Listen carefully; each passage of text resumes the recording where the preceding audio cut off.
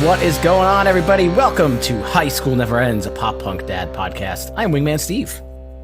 And I'm Chris183. Hey, Chris, it is a new month. It's a new theme. If you're a Patreon, you'd know what our theme is already. So thank you to our Patreons, Jeff, Ashley, Sam, Tom, Nick, Jason, and Punkish Dad. But if not, you're going to find out right meow.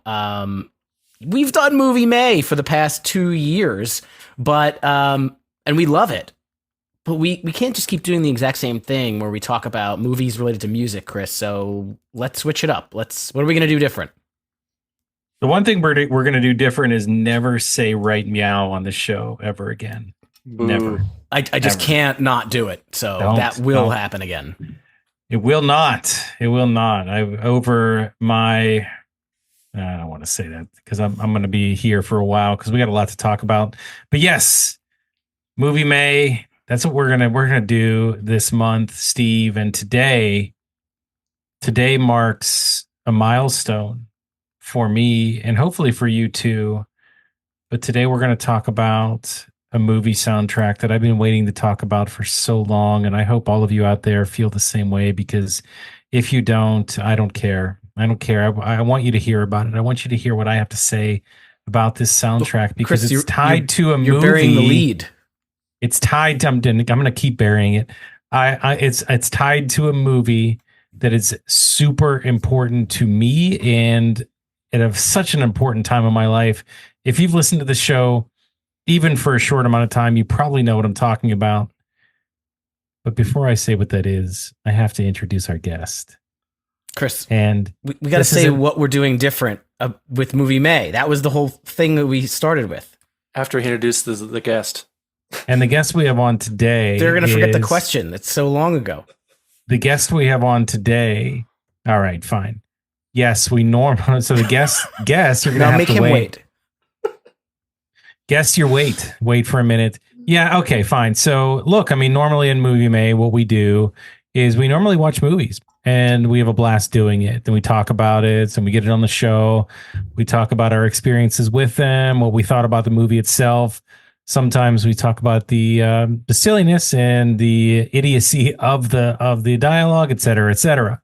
We're not going to do that this month, Steve. We're going in a different direction. What are we going to do that's different? Well, I already said what it was, but I'm going to say it again. We're going straight to the movie soundtracks. We're just talking about music this month, but it's movie soundtracks, so it's still Movie May.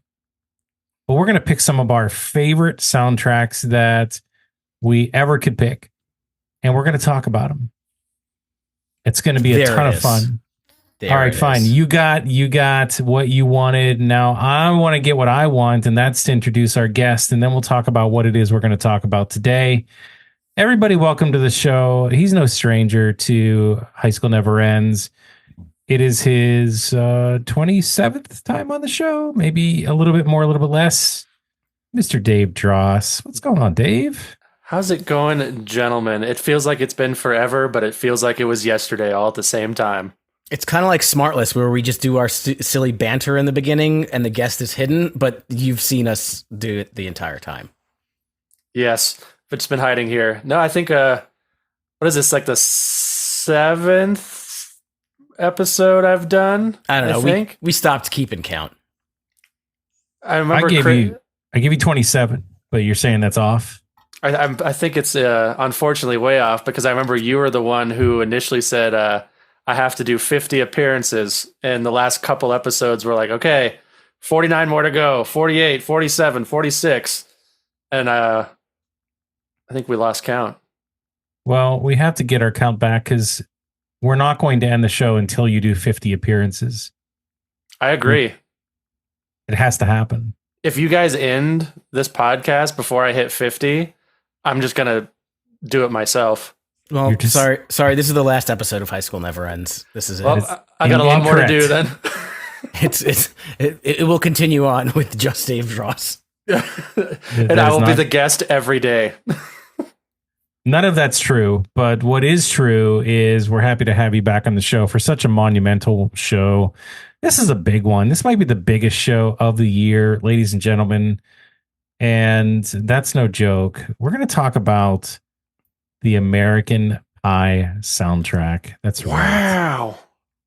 This is a big one. You think about the impact that American Pie had on pop culture when that movie hit. I don't know if people realized it at the time. I know that when that movie was brand new, I never laughed so hard at a movie up until that point. I never had laughed so hard at a movie until that point.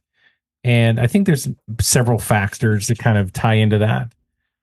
But it's the age that I was at.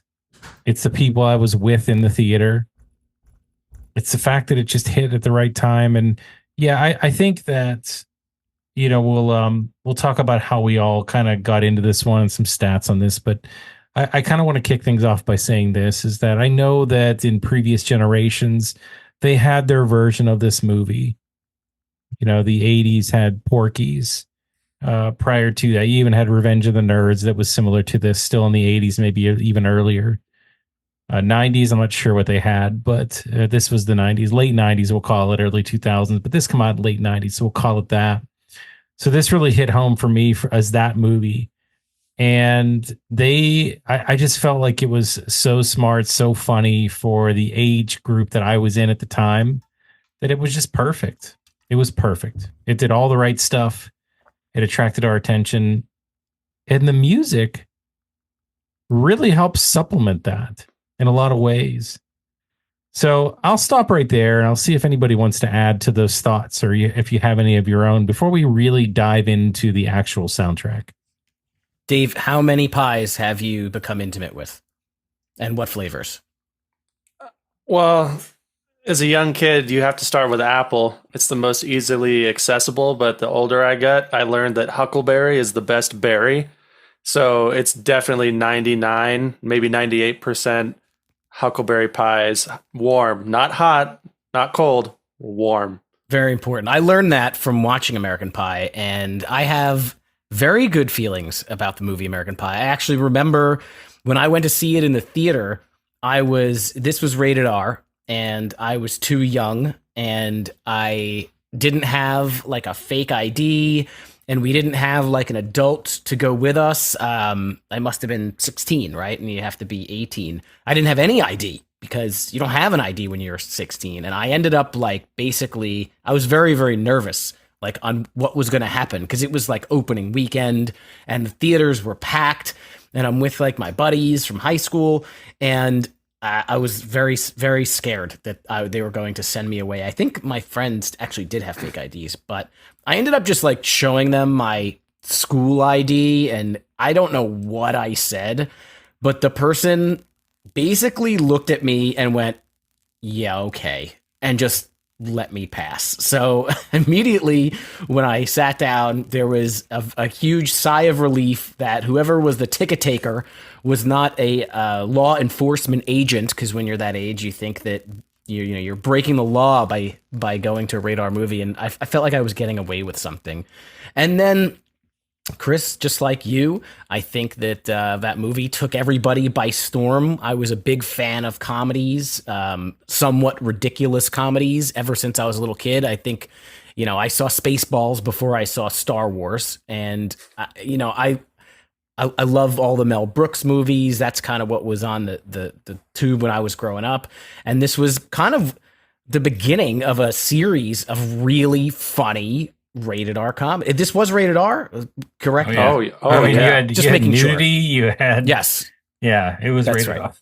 So again, and this is the start of a series of very good rated R comedies. Like you get Forgetting Sarah Marshall and Old School and stuff that follows it. So it really was, it repaved the way for that kind of thing. And I didn't buy this soundtrack.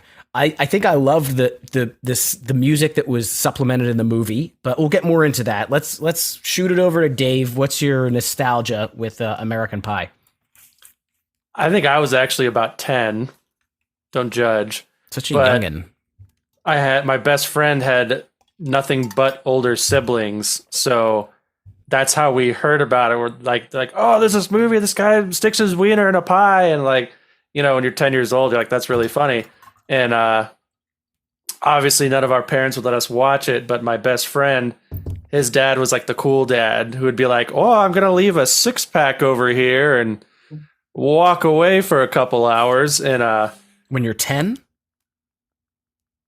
what's Questionable, the statute? questionable decision. What's the statute of limitations on that? You know what? I don't think you're going to name any names. So I think it's infinite. Fifth Amendment privilege. But no, we did not drink. But it was like that for his older siblings. But I remember they were going to watch American Pie, and for us as 10-year-olds, we were like, "Oh my gosh! Like, are we really going to watch this?" Like, everyone talks about how like nasty it is, and there's like sex and boobs, and then we're like, "Yeah, we're going to watch it." And I think that's probably part of my problem is watching that movie so young, because it definitely molded my sense of humor. And I don't know if it's a nostalgic thing or it's just a really well-made movie, but to this day, American Pie is just chef's kiss, not on the pie. But at the heart of it, it's a great coming of age story. It's a coming of age story for people that like, dick and fart jokes, and it's perfect. Like, I'm not a huge like coming of age movie type of guy, but when it's hilarious, I'm in. No, I hate fart jokes. They're dumb, but I do like dick jokes. I will say this though. It's not even about that. It was more about the fact that we were of that age. I was of that age at the time. I was 19, 20 years old. This was about high school kids that were graduating and going into college. Like, that was only a year prior than this movie come out. So that was me. I could relate to that. All of those things. Obviously, it was slapstick in a lot of ways, which made it amazing because it was slapstick humor I'd never really seen before. But because they were the same as me, it's like I could see myself in those scenarios. And I think that it made it even more funny in that way. Like, even some of the famous lines, one time at band camp, that when that hit for the first time, I mean, I know that's been overdone and it's a part of pop culture today. Like, everybody, 80% plus of the population, if you say that one time to them, they would say at band camp, like they would know what you're talking about. But the first time it was so funny because, so many kids went to band camp and that was a thing. I didn't, but, I could relate to it. So I just thought there were so many things that just hit home. In addition to the fact that it was such a well-written movie, it was so well written. And I'll tell you this, me and my friends, we memorized the entire movie and would do the scenes like when we were out drinking or whatever. Like, we would have such a blast with it and it would be so funny. And I don't know, just such a big part of that time for me. I'm glad you have that nostalgia. It's your birthday. That's a famous line. That is. Very. And it's in the Mark Hoppus book, by the way. Oh, it is. Yes. Read that one. Audio book and read it yourself version. It's there in all of them. Both of them. Well, the year and the time was July 9th, 1999. And the movie did fairly well. It grossed $235 million worldwide, which was about 102 of which was here domestically, and 33 is internationally. And the soundtrack, I'm trying to think. I think this was still a pretty heavy time where movie soundtracks were a big deal. It peaked at number 50 on the Billboard 200, and 13 tracks, features some big bands, some not so big bands. So, Chris, your love for this movie, did you run out and buy the soundtrack?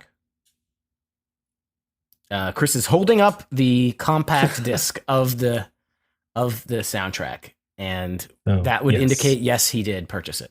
Do you see this? Do you see? You can't see it. It might be hard to see, but if you can see, it's cracked right there. And we're cracked because this sat in my car. It was a part of my vehicle for a while. So obviously things in vehicles get damaged, but yes. And I'll show you more of this in a minute. I'll open it up and we'll take a look. But yes, I went out and I bought it almost immediately.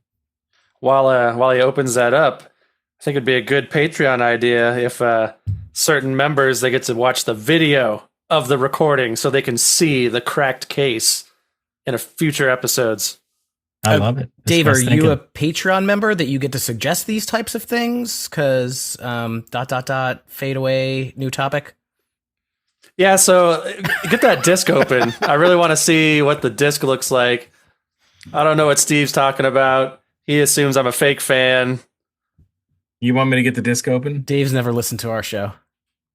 What this is the American Idiot podcast, right? So I actually had the disc in my computer, but anyway, so this is the disc itself. It's just Did it have black, like bonus features like games just a or black disc. stuff that you can do when you put it in the computer? Because that was a thing back in the day. Hold on. It didn't. I want to point out a marketing mistake. It should be a pie. It should be a pie, and the hole should be a hole in the pie. Hold on. For the people listening, not exclusive members of the Patreon, they get to watch the video. There is no hole in the pie. Yeah, but that's the disc backing. I think the disc should have the hole. But that is pretty good. That's classic. So it's in there. It's just not where you want it to be. And then the sleeve itself is just a bunch of pictures from the movie.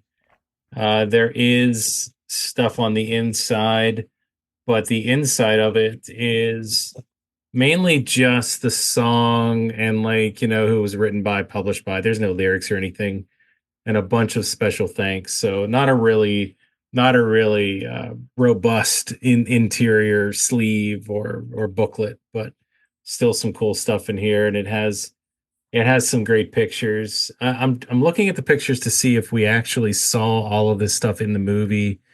I don't think this one was in the movie. I'm looking at this one here.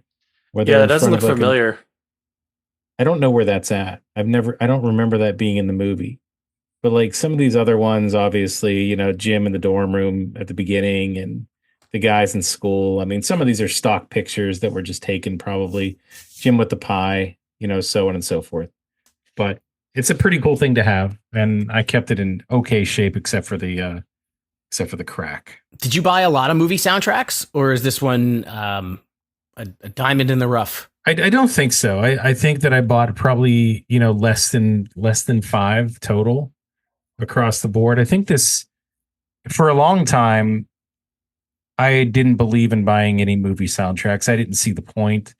This was actually the first one that it got me into doing that. Is going out to buy this one, and there was a couple reasons, and we'll get into that as we go through the list of songs. But there definitely were songs on here that piqued my interest when I looked at it for the first time, and I thought to myself, like, wow, a new song by this band, or a band I never heard. Oh, another song that I really love, this band.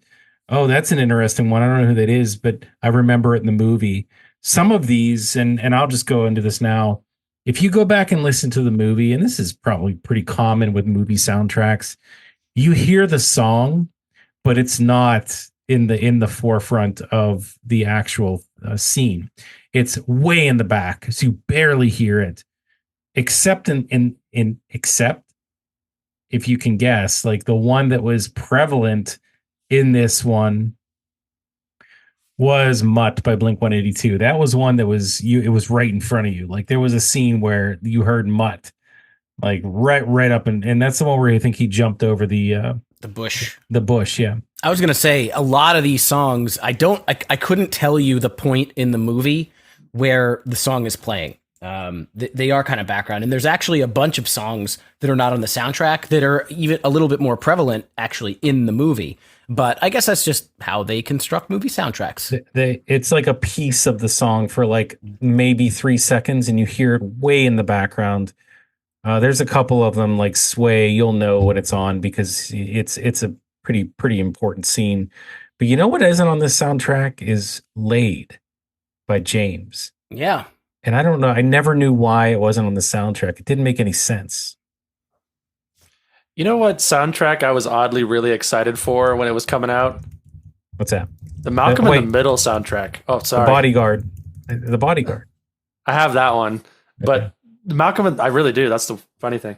The Malcolm in the Middle soundtrack, I was super stoked for. Like, I literally was like counting down the days and bought it the day it came out. The Malcolm in the Middle. So the soundtrack for a TV show? Yeah. Oh yeah. Do they have TV show soundtracks? Oh yeah. Haven't you Really? heard? Yeah. No. Steve, did you know this? No, I don't think I've ever seen a CD of a TV show that I Oh can yeah. think of. I still That's get that interesting. Malcolm in the Middle soundtrack. I bet I could sell it for like $1 million now. Good Wow. luck. I bet you could. I bet you it is worth. I don't know about $1 million, but bet you it has some value to it. I'm gonna look it up. Yeah, I never saw it before. But yeah, thanks for letting me share all those things. I just I think that's all I wanted to say with that. Anything else? So you already kind of went through the stats. Anything else on the preliminary on the soundtrack itself, Steve? No, that's all I got. Okay. Well, what about you? You asked me the question. What about you with soundtracks? Is that something that you got into at any one particular time? Was there a reason for it, or did you never really get into it? I would probably have the same answer that you did in that I could count the amount of soundtracks I've purchased probably on one hand. I know that I purchased the Not Another Teen Movie soundtrack. I know that I purchased the soundtrack for Jay and Silent Bob Strike Back, and I think I bought one of the Nutty Professor or one of the Eddie Murphy soundtracks because there were two like really good like Method Man, Redman, maybe Eminem as well songs on them. But I would have to dig through my computer to see if there was anything else that I actually purchased. I was gonna say, like, of those soundtracks, was there a reason you bought them? Was there a song on there? I would Yeah, have to there believe the answer is yes. Yeah, there was some reason. I think with the Jay and Silent Bob, I just liked, they do that stupid rap in front of the convenience store. Fuck, motherfuck, fuck. I think I wanted that, and I really liked Magic Carpet Ride, which is a way older song. I didn't need to buy that soundtrack for that, but I think that's why I bought that one. And not Another Teen Movie is like all pop punk covers, so that one makes sense for me for sure. Okay, but this one never piqued your interest to buy. I don't think so. No, it didn't. I never really thought about it all that much. This isn't a. We've always done music related movies in Movie May. We're not doing that now. We're just talking about soundtracks. But this one, I don't know. I never thought to buy the soundtrack. The other thing I'll say before we get into the songs is I did listen to this one heavily, and it was a lot because I love the movie, but I also really enjoyed all of the tracks on this one. There were some that I probably would skip over. I'll tell you which ones those are when we talk about it, but for the most part, like there were some really good tracks on this, some really good tracks that I really had not heard before, and even the ones that I did, I'm fairly into. So, man, do I want to talk about it. We can get into it, right? There's nothing else here. Anything else on the movie or the soundtrack before we get into the song by song? Let's do it. Dave, good? Yeah, good to go. All right. Guys, go ahead, Steve. Dave, why don't you kick us off with the first song? Oh, yes, that makes me real happy. So, the first song on this album is New Girl, not by the Suicide Machines, not the TV show that everyone loves, but by Third Eye Blind. How about that? Wait for applause. Yeah. That's for the live podcast for the Patreons. But so this song, you would not associate this as a Third Eye Blind song. I don't think most people would. It's not like what you're used to hearing by them, Semi-Charmed Life and stuff like that. I think it's awesome, and I have not heard it in so long. And when I was re-listening to this album, initially I was like, because it's super catchy. Everything just fits so well into it, and to me, it almost kind of feels like it could have been a ska song in the 90s. Like if they just threw some ska in like the verses, I think it would have like really, really worked. And the pre-chorus for me is the big seller. Like that is the catchiest part of the song. And then it goes into the chorus, and the chorus is good, but the pre-chorus is what really, really catches me. It's the melody, and they kind of sing it in like almost like a like a 90s like punk rock pop punk kind of way. Like it almost sounds like a Slick Shoes song to me if they like slowed it down a little bit. But this song, big surprise re-listening to it again, because it's not the Third Eye Blind that everyone is familiar with, but at the same time it should be listened to. It's super catchy, it's very well written, and it's fun to me. See, that's interesting. You say that. I appreciate your different perspective.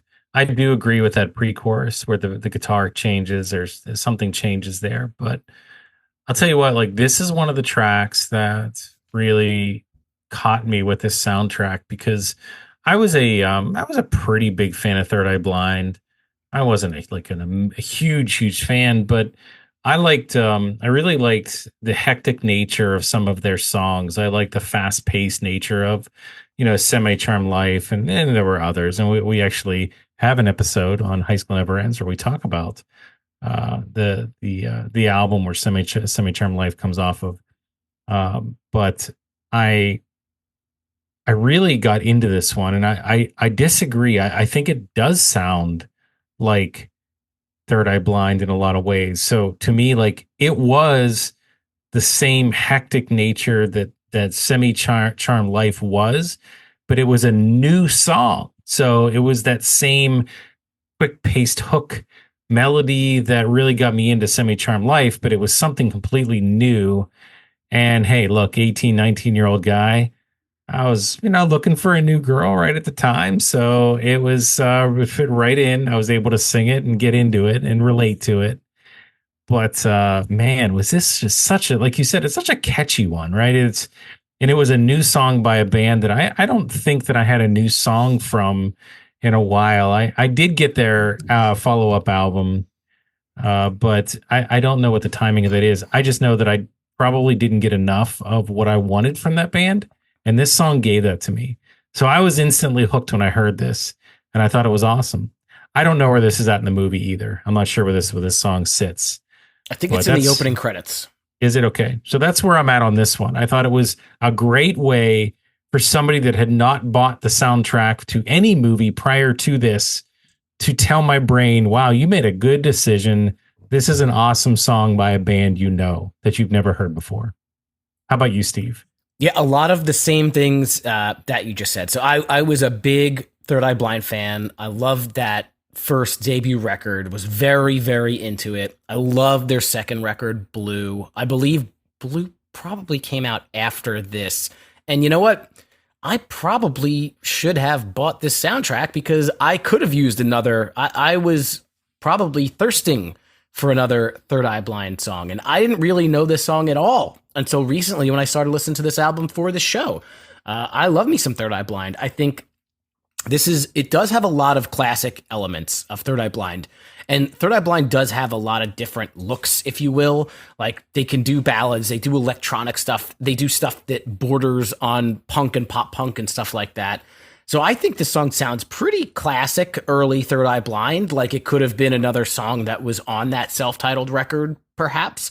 I thought it was cool to hear the song kick off with piano. That's not something that I hear or can remember too much from them. And kudos to the people who tracked this, whoever that is, because there's probably, Blink-182 is gigantic at this time. Sugar Ray is gigantic at this time. But Semi Charm Life, I don't know, I can't rank those. But Semi Charm Life was a fucking gigantic song at this point in history. So to put not Semi Charm Life on here, but to put a new song called New Girl by Third Eye Blind on here, I think was a very smart decision. So I was a fan of this song, and I think it was perfect here at number one, especially if I am correct and it was over the opening credits, because then it also kind of fits with the movie a little bit, first song in the album. Yeah, I totally get into that. So keep it going, Steve. Talk about track number 2. Track number 2 by Tonic is called You Wanted More. There are 2 Tonic songs that I know, and I really like this one. And If You Could Only See, I think I like If You Could Only See a little bit more. But this song is awesome. And I don't know the details behind it, but I would assume that this was not written for the soundtrack. I think this was on whatever Tonic's record was, which maybe was probably before that. So give the new song by Third Eye Blind, give the big hit by Tonic. There's a really, I mean, the chorus in this is fantastic. It's very easily digested, this song, but it has that heavy riff mixed in. Like that riff is what gets kind of stuck in your head, but the vocals and the rest of it are kind of soft rocky, alt rocky, not soft rocky, but very very easily digestible. So maybe I should have listened to more Tonic. Maybe that's an album for later, but I love this song.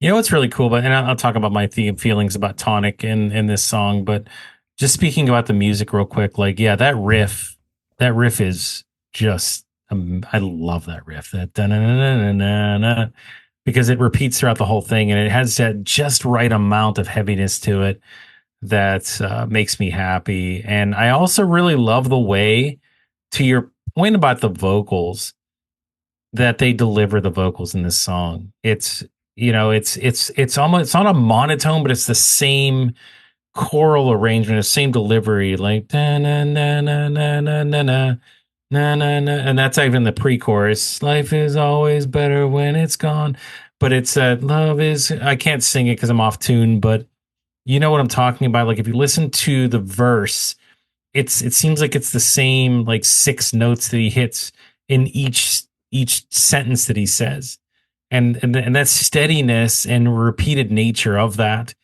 shifts into what the chorus is, the pre-chorus and the chorus. It just sounds so good. It sounds so good. It has that just has this feel to it. It feels like the late 90s. That's what this song feels like to me, is the late 90s. But it feels like the good late 90s, because there's a lot of bad late 90s stuff too. Let's be honest. We don't want rose-colored glasses for everything. Some of it sucked, but this didn't. And I don't love Tonic. I don't think that, their body of work is my cup of tea. And I know that other song, Steve, but I will say this one's light years better than that one. This is the best song Tonic has by far. And it just sounds so much better. I could listen to this song 100,000 times in a row and never get tired of it. It's just awesome. And I don't know where this, I swear I remember this being somewhere in the movie, but I don't remember anymore. So maybe it was at the beginning too. I know this one was a little bit louder. The only other question I have is, I agree that it may not have been written for this movie. This was already on the Tonic album. Was this a single prior to this soundtrack though? That's what I can't remember. I'll throw that out to the audience if you don't know. I'm not sure, but I think it was. I have some research behind me, and I think this was in the movie right around the flute quote. So what I'm reading is that this song helped frame the movie's most quoted line. Interesting. Okay, that's why it's sticking out of my head. But yeah, for everybody out there, whether you are listening now or later, or you're in the Discord. If you're not in the Discord, you should be. That's free to join, of course. But let us know why, or was this song already out to people prior to the soundtrack? I cannot remember. But if it wasn't, then it was music to my ears at track number 2. Dave, what did you think? Oof. I shouldn't have went last, because I'm on the opposite end of the spectrum. To me, this song just makes me think of a 90s compilation CD music commercial where there's like a waterfall and a girl standing by, and it's like, now that's what I call 90s. Yeah, yeah. Like, do you love being relaxed at home? Get 36 songs on this 86 disc set by calling this number. And it just, I mean, it's not a bad song. It's well recorded. The structure is really good. There's a lot of emotion in it, but it just didn't hook me at all. And all I could see was the waterfalls and like a 36 disc set, and them trying to sell me a CD comp back on an infomercial in the 90s. And it just didn't really do much for me. And it's just, lacked a lot of energy. But like I said, the recording's really good. His vocals are really good. I read the lyrics to this one because I wasn't familiar with this one. And the lyrics are really good. It just didn't fancy my tickle, if you know what I'm saying. It's okay. Tonic doesn't want your money. They don't want you. They don't need it. It's no good. It's no good with them. By the way, Yeah. I might love If You Could Only See more than the average person because of its presence on the Guitar Hero. Because it's really fun to play. I forget which one of the games, but it's on one of them, and it's super fun to play on Expert. Cool. Well, then, Steve, I guess it's up to me to go with this next one. And I should have probably taken Tonic because I know that you probably would want to take Blink 182, but that's just the way it fell. We'll all get our turns. So, guys, let's talk about Mutt. This song was a pretty big one, right? I already had the Dude Ranch album. I was already familiar with this track. I'd already heard it. But it sometimes... This was on Enema. Oh, this is on Enema, really? Yeah. Well, I get the two confused a lot. You know what? When I said that, I knew you were going to correct me. I knew it. If you knew that you were wrong, you should have corrected yourself. You know, you're supposed to support your co-hosts and not call them out on a show. Yeah, but do you want everybody listening to be like, there's a way to say it. There's a way to say it, bro, where it's, hey, by the way, like this was actually, you know, the weird thing is this is on Enema. So, you know, but I could see where you would get that confused because there was so much good Blink out at the time that all the Chris, songs kind of blended together. I think that's I what got I you. said. Mm-hmm. I know where you heard it. Yeah. It was in a movie or a TV show called The Surf, and it was released in 98, where Scott Rayner was on drums. So you probably heard the original version of it. I got you. I'm co-hosting like part-time co-host and got you. That's how you co-host, ladies and gentlemen. That is how you co-host. You don't cut somebody's legs off at the knees. But that said, either way, guys, what a great song. And you think, you know, you listen to a song so many times, you get into it, but for some reason it just sounds it just sounds great when it's in a movie. Like if you just hear it there. And as we talked about earlier, it was prevalent. It was centerpiece. It was during a really funny part of the movie where Jim was running out of the house in his underwear and he jumped over the bushes. You'll never forget that part, of course. But I love that. I love that they took such a centerpiece, you know, not only just because they were in the movie, they were in one. Yes, they were in one. But you know, that their song was big. And, you know, you said Blink 182 was huge. They were. And this was probably, like you said, this was when Enema had come out. So they were megastars at the time. So it just fits. And at that number 3 spot, the fact that they get the backing of this group, the fact that they were, you know, so big, you know, in pop culture in the late 90s, early 2000s, really put some weight behind not only the soundtrack, but the movie too. I love Mutt though as a song. I think it's great. I don't really know if we've already kind of talked about this, I'm sure, but I think it was a great choice. What did you guys think? Dave, you go ahead. So, well, I probably won't have anything left to say. You guys will say it all, but go for it. It's a good choice because it was that coming of age time period for Blink where they were going from, you know, Dude Ranch to Enema. They were getting bigger. And I think that, you know, the movie probably helped a little bit in their fame, but I think it added that nice little touch. Like, hey, you're going to be in this movie. It's a small movie, you know, small budget, and then boom, it's huge, just like Blink was. And then Steve, you can correct me if I'm wrong, but I think this is the second or third recorded version of this song, because there was the Scott version, the Enema version, and I believe this version's actually different as well. Same structure, just a different recording. But the song itself, yeah, it's a great song. You know, you got Mark's Stingray bass in the beginning. It's a simple but catchy bass intro. Travis added his own drums to it. The song in general is just catchy. And I think the reason this song would have been picked is it fits the movie. And I think that's where I got to end it. The lyrics fit the movie. so incredibly well. It's essentially most of your 90s horny teen movies in a song. So how could you not pick the song? Because people would be like, why wasn't it All the Small Things or What's My Age Again? No. Mutt fits the movie. Stamped, gavel down. That's it. Passing the conch to Steve. Yeah, I agree with all that stuff. It's definitely though. I'm somewhat a little bit confused on like the timeline of things. If we think about everything that's going on, right? Enema of the State comes out in June of 1999. This movie comes out in July of 1999. So Enema came out right before.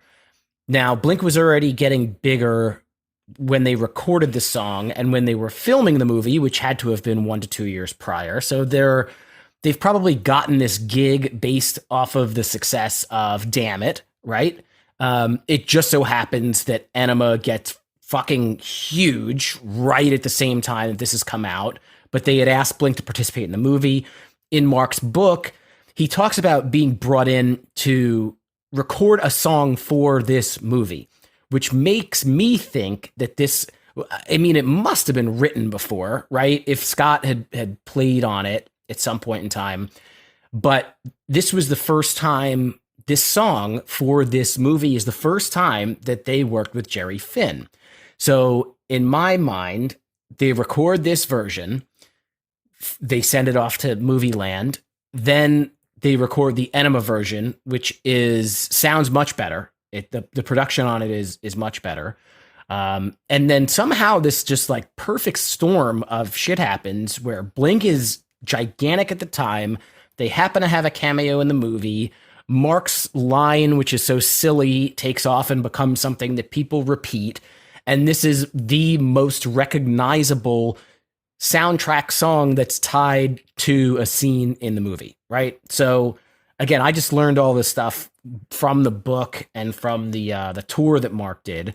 But having said all that, again, this is, of the whole soundtrack, this is the song where it's most easily placed in the movie. The version of this song, listen, I love Blink-182's Enema of the State. I think this song is great. It's a perfect choice for this type of movie. This version on the soundtrack is slightly more like raw and less produced than what ended up on Enema. So like you can tell in the vocals, I think you can tell in the drums a bit. I would be remiss to think that maybe they even put the better version in the movie itself. I couldn't tell you for sure, but I would think maybe they even did that. But dude, you can't go wrong with Blink-182. Good choice. Great song for this point in time for this movie. And kudos to them. Go Trig Boy. One of the actors from American Pie said recently in an interview that Blink-182 recorded a music video for Mutt while on set, but then Mark said he doesn't remember that. So I'm really curious on what's actually true when it comes to that. Just a fun fact. I don't know. I think that's interesting. I will also argue that this is the number one most recognizable song with a scene in this movie. I disagree. Not that there's one that's higher than this, but I think there's one that's just as big. That's from a memorable standpoint. If you watch the movie. Okay. Do you want to go into it, or is that a pause for later? It's for later. Yeah, we're not to that right now. Fair enough. For a Blink fan at the time, it would make sense that would be the one that I remember the most. I'm thinking beyond. I'm thinking more beyond just who the band is, but like I think it helps for sure.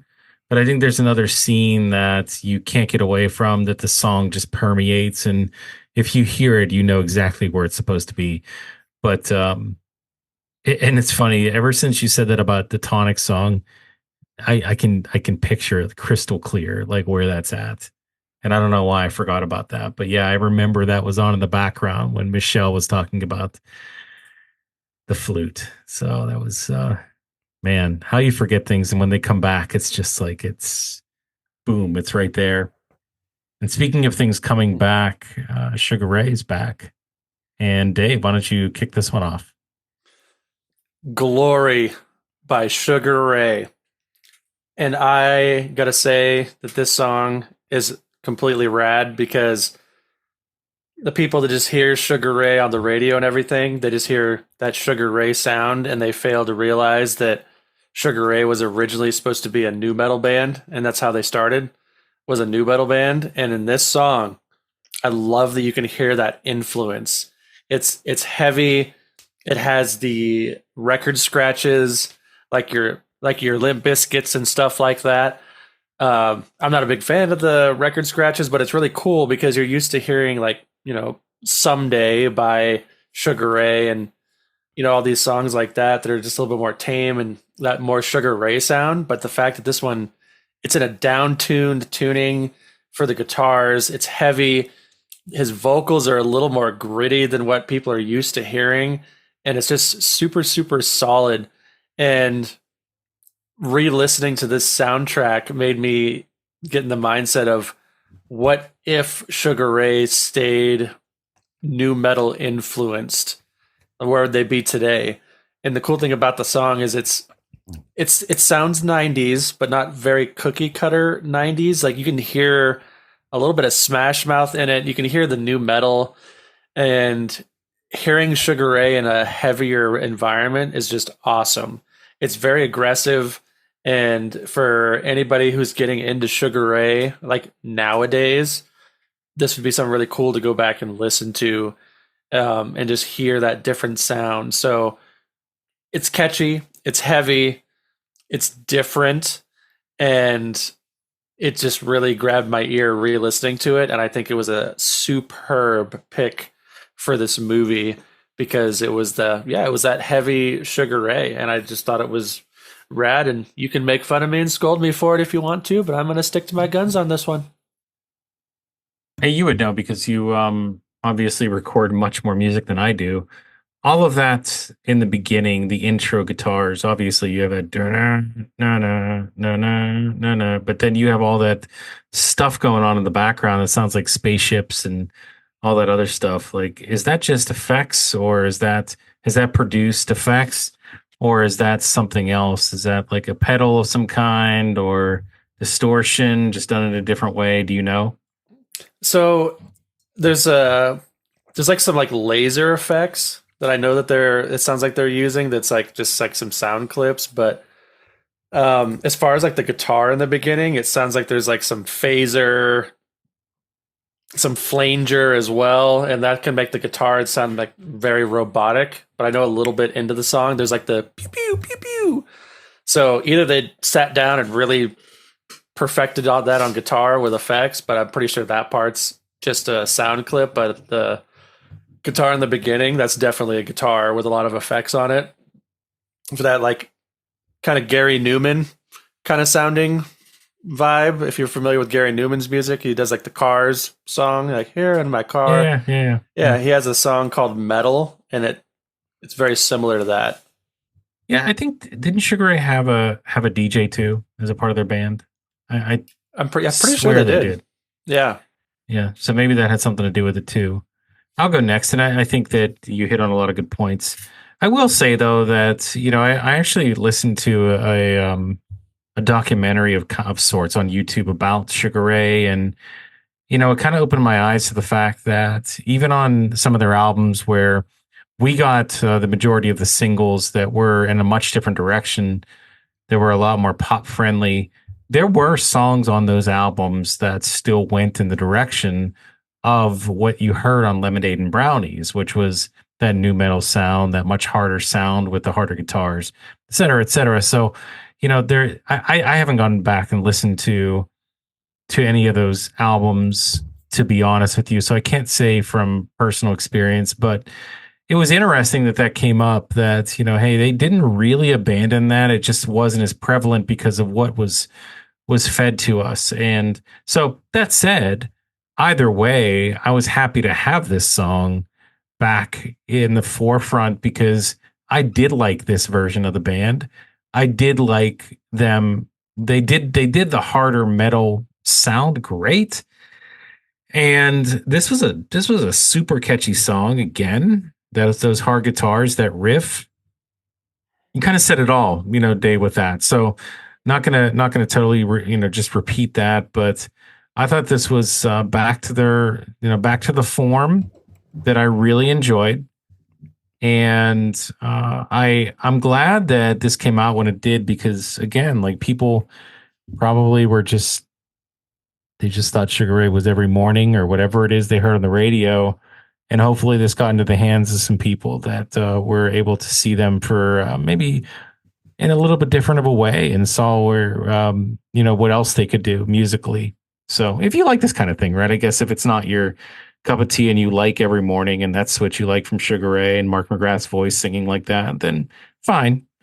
But they do such a good job with this style too. I'm kind of glad it's on the soundtrack, but it's a great pick. Steve, what did you think? Yeah, I mean, I kind of agree with everything that's been said. There is the radio friendly Sugar Ray, and then there's some of the other stuff that doesn't get the radio play, the previous stuff, and some of the harder songs. This is one of those slightly harder Sugar Ray songs. It does have those cool, whatever, scratchy effects. Very bass heavy chorus mixed with this chunky guitar. I like this different separate look, other than Fly and Every Morning and those songs. I'm a fan of Sugar Ray. I like Mark McGrath. I saw them live once. I don't think they did this song, but I liked it here on the soundtrack. I think they get a bad rap sometimes. Go listen to, if you really want to hear a good, harder Sugar Ray song, Green Machine is one that I would recommend. That is off of Lemonade and Brownies. A buddy of mine had a big green sedan from like the late 70s in high school. Obviously, we called it Green Machine, but the song was really good too. So go check that out. All right. Well, if we're going to stay in the same rotation, Steve, you got to talk a little bit about this band that I never heard of before. Super Transatlantic, and their song is called Super Down. Interesting if your name is Super Transatlantic to make a song that has the word super as the first word. I don't know. I don't have all that much to say about this one. It sounds very 90s soft alternative rock. I think it fits in just fine. I like the singer's voice, but nothing too much more that I really have to say about it. You know what's interesting is the first lyric in this song is them saying super transatlantic. I'm like, so they just automatically say who they are in the first lyric of the song. Maybe every band should do that. Maybe. Hi, Blink 182. Like, is that what they need to do? I don't think I'd recommend it, but it's interesting. It's interesting. This was a unique choice. But you're right. It's so late 90s. It's almost sickening how late 90s it is in this one. And this was a probably a good background song. This sounds like a high school ish background song. So it's a good choice in that way. Look, for a movie of this kind, of this tone, this song makes sense on the soundtrack. It makes sense in the background for like a split second. As a song itself, it's catchy enough. I mean, I didn't think it was something that was outstanding, but it was something different. Like it was 90s, and it does sound like, that time frame, but the way that these guys sing and the song itself, it was still a little bit different. So I was okay with it. It wasn't a skip for me. I got into this one. It wasn't one of the standouts though. What do you think, Dave? So I think I like this song for the wrong reasons. Did you guys watch The Adventures of Pete and Pete when Yes. you were Sure. excellent? Sure? Is that a yes or a no? We can't have a sure. Yes. Yeah. Yes. Oh, perfect. Okay, 1000%. good. So the song grabbed me because to me it sounds like Polaris, the fake band from The Adventures of Pete and Pete that sing Hey Sandy. And you can buy, and it's also on Spotify, the Adventures of Pete and Pete soundtrack, and which was in the early 90s. And as soon as I heard this song, I was like, this sounds like Polaris, and Polaris is awesome. and they're good, and they're not even a real band, but that's what I heard. And then immediately my brain was like, I want to hear this song done now. It needs to be redone today. I'm not saying they have to change the style or change any of the parts. I just want to hear a modern producer's take on it because I love the vocals. I think the melody is great. I think it's super catchy, and I love the line, the "you used to talk to God, but you gave up," because that's such a like a metal band kind of line, but also like an Alkaline Trio kind of line, and it's thrown in this 90s like fun, catchy. I'm not gonna say it's a happy song, but you get the vibe from it. And the only gripe that I had with this song is I think the chorus sound could have been bigger because the differentiation from verse to chorus isn't too noticeable. But then I listened to the song a couple more times and I said, no, it's perfect. This is how it needs to be because it sounds like Polaris. These guys look like Deep cut. these I'm looking at pictures of them, so they look like a combination of like Everclear and Crazy Town, like combined. The name of the album this is off of, are you ready? Shuttlecock. Yes. The name of the album. I don't know if I have too much more to say here, other than I think that they're from Miami. So there you go. But I don't think they have anything else notable that they've done that I can talk about.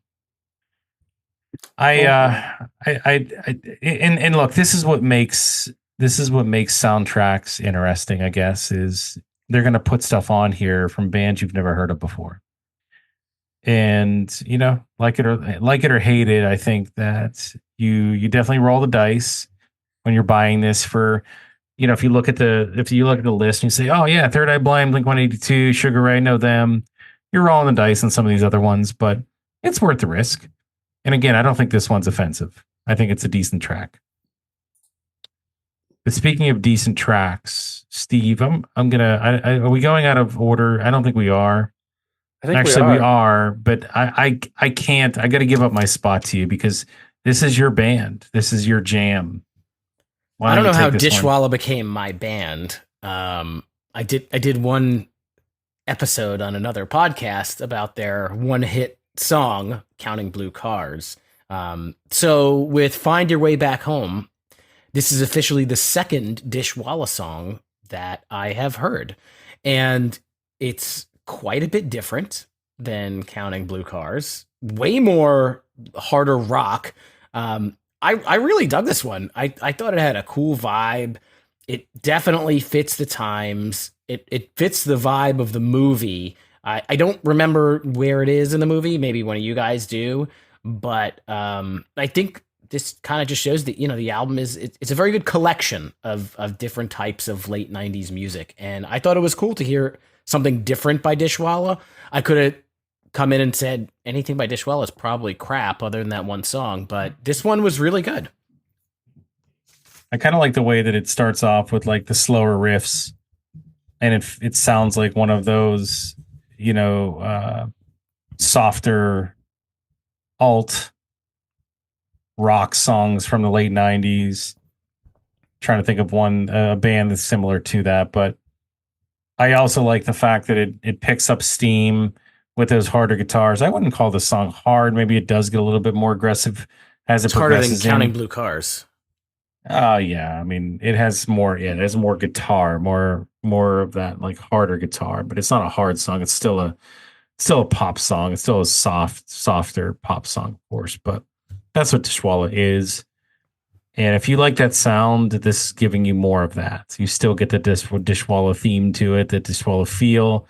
And I'm a Dishwalla guy too. I'm with you. I'm right there with you, Steve. You may be a super fan, but I'm just like kind of below that because Counting Blue Cars, I think, is an amazing song.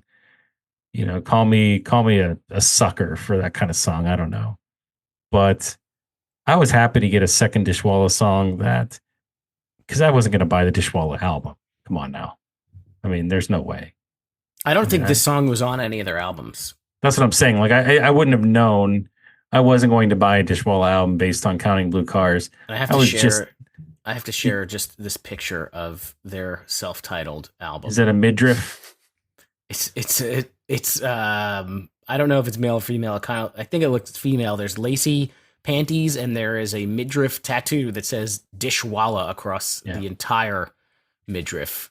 It's like Before Everything and After by MXPX. That's what it looks something like that. Yeah, I mean, look, if you're going to get, is that a real person or is that a drawing? Drawing. I couldn't tell you. If you're going to get a Dishwalla tattoo in your midriff, then you obviously bought the album. I couldn't even tell you what the album's called, to be honest with you. I don't know. But I do know that I was willing to give Dishwalla a chance here because I knew them. I knew that song. And if they picked a song from this band that wasn't that song, I had a good feeling about it. And I really like this one. I think they knock it out of the park again with Find Your Way Back Home. You ask me where it was at in the movie. I don't know, but it probably was a Chris Klein scene. It had to have been. You know, he's the Casanova, so I mean, it just makes sense. Or it was a scene between I'm just blanking, Kevin and Tara Reid. What's her character name? I can't believe I'm blanking. I'm losing my mind. Vicky, right? Sure. See, it's all. It just need a second, guys, please. But Dishwalla, Find Your Way Back Home. I was a fan. There's so many good things to think about. If you like this style, and I'll keep going back to that. If you like this style of band, then you will like this song because even though it adds that additional dimension of a little bit harder of a, I hate to say harder, 'cause it's not really harder, but a little bit harder of a guitar. I think it fits well with what this vocalist does. So that's where I'm at. Dave. This song is 90s cookie cutter. Pause. Doesn't have to be a bad thing. Grandma used to make Christmas cookies. She used the cookie cutter every year. You love the cookies. That's what this song was for me. When I re-listened again, because this was one of those songs that just didn't stick with me, I was like, oh, this is so 90s cookie cutter. But the longer I let the song play, I was like, oh man, this chorus is really good. Oh, they have the oohs in there. And I was like, oh, it makes me think of My Own Worst Enemy in the ending chorus when they have the oohs, even though this song is older than My Own Worst Enemy. And then being a musician, don't judge, the part that really hooked me on the song was the very, very short bridge with the little baby guitar solo, because it was so simple, so catchy, and it sounded so good. And that part alone made me appreciate the rest of the song, because on my first listen through again, I was like, the song doesn't go anywhere. It's just a 90s song. It sounds cool, and it's just going to end in like 45 seconds, but then it had that little baby bridge that just saved it for me. So I don't love it. I don't hate it. I think it's a really good song, but it's not going to be added to my liked song playlist on Spotify. But baby bridge. I think you came up with a new term. Good for you, Mr. Musician. Baby bridge. That's actually pretty fitting considering the title of the next song, Dave. Go ahead. Well, but no, we're not going anywhere because I have a question. I have a question for you guys, and this is important that we get this out of the way right now. Sounds good. Who on the cast, not the actual actor, but what character was the most annoying to you of all of them? Like you could not stand them. Like you just didn't want to even have anything to do with them. You know, I'll go first just because it's going to be a very unexpected answer from me. When I first saw the movie, and even up into my adulthood, I was like, Stifler is so damn annoying. because he's a real person. We all know somebody who's that level of intensity. And I think that's what, at least for me, made him so annoying. Is I was like, I know fuckers like this. Okay. Does it have to be a main character? No. It can be any character in the movie. And one thing that, to your point though, Dave, they they turned up the intensity on Stifler as the movies went forward. Did you notice that? Like he became more and more slapstick. I did notice that. And then after you guys go, I want to share a very quick, interesting story before we move on. Very quick story that I think you'll We don't have enjoy. time for that. Sorry. Okay, we'll continue then. We do have time. Yeah. I mean, Sherman is the character that's supposed to be the annoying, that nerdy kind of extra kid. I would say out of the main cast, though, I don't know. I think Kevin's kind of annoying. Like he's so focused on the bet and I think he's taking himself a little too seriously for trying to get laid. All right. Rookie of the year.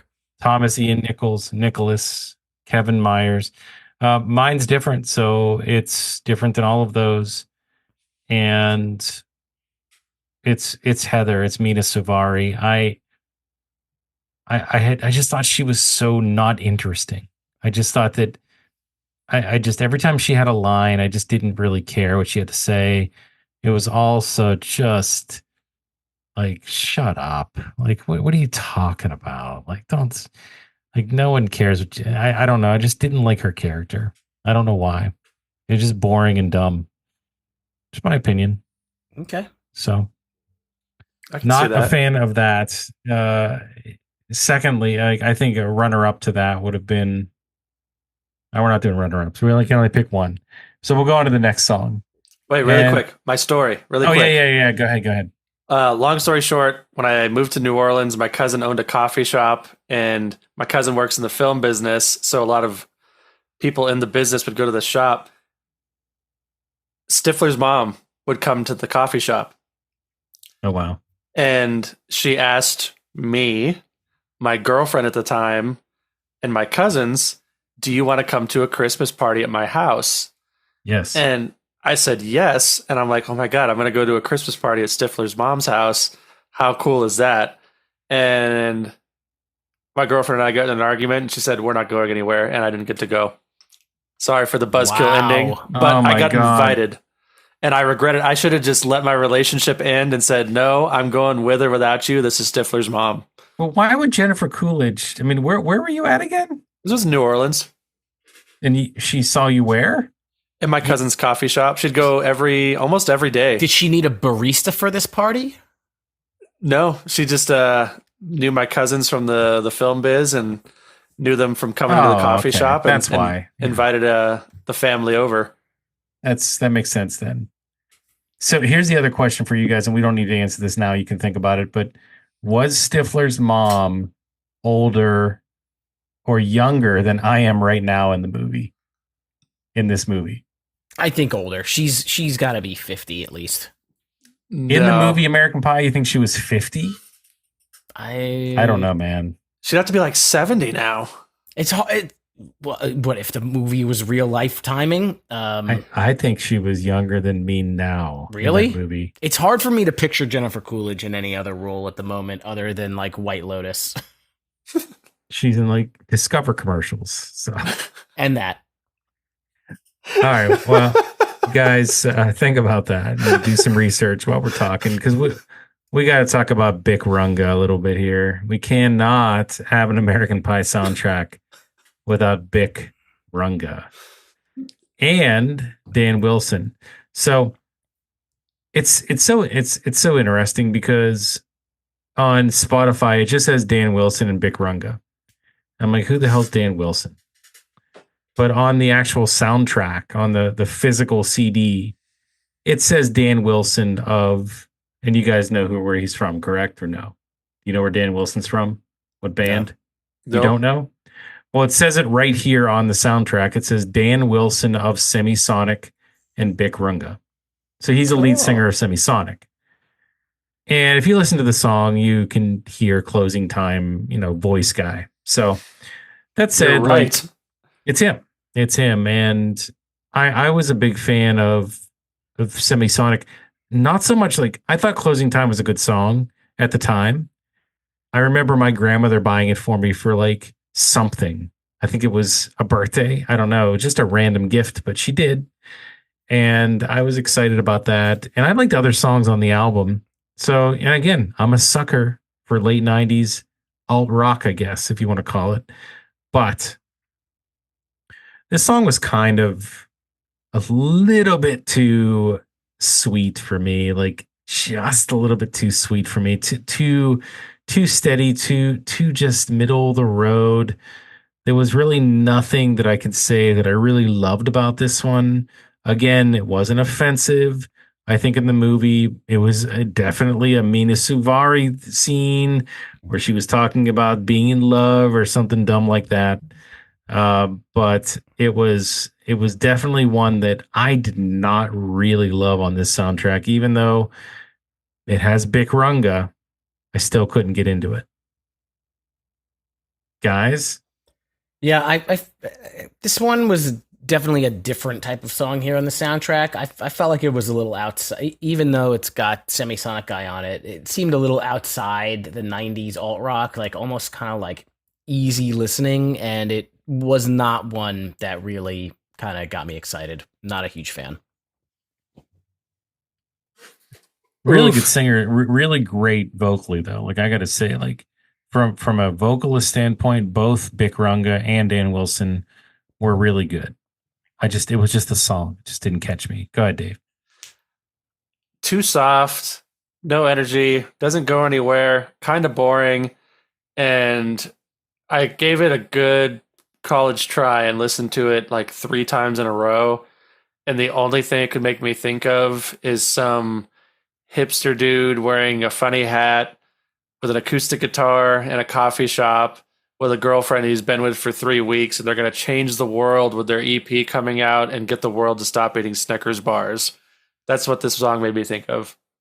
So, not a fan. Fair.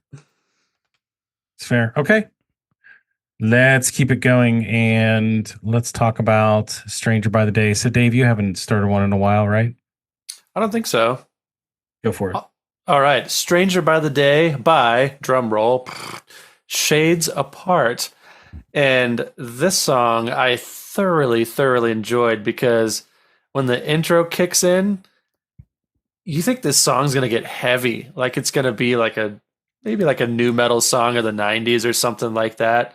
And then as it starts to build up, it drops you down so low. Not in a bad way, because it could have it gave me a ska vibe, but it's not ska, but it gave me that same kind of vibe. And I couldn't quite tell if I liked the vocalist or not, but then I realized, and please, opinions are welcome because I hear weird things sometimes. Sounds like Scott from Unwritten Law a little bit. If he decided not to be in a punk band and sang by Shades Apart. And initially, like I said, I kind of thought the song was a little boring, but then I realized the writing in it was so cool because the song, it flows like a poem. It sounds like somebody reading a poem, but somebody added music to it, and it's very like SoCal surf rock kind of vibe, but just a little bit, not fully, but the whole. And then I listened to it a couple more times. I was like, this song it's a poem that somebody put music to, and Scott Russo is singing it, and it's catchy, and I enjoy it. Is it going to make my liked song playlist? Probably not, but I was pleasantly surprised by this, and I even put in my notes intro hell yes in all caps because I did really love the intro to this song, and it just gets you excited for the whole thing, and that's probably what saves it is how epic the intro is.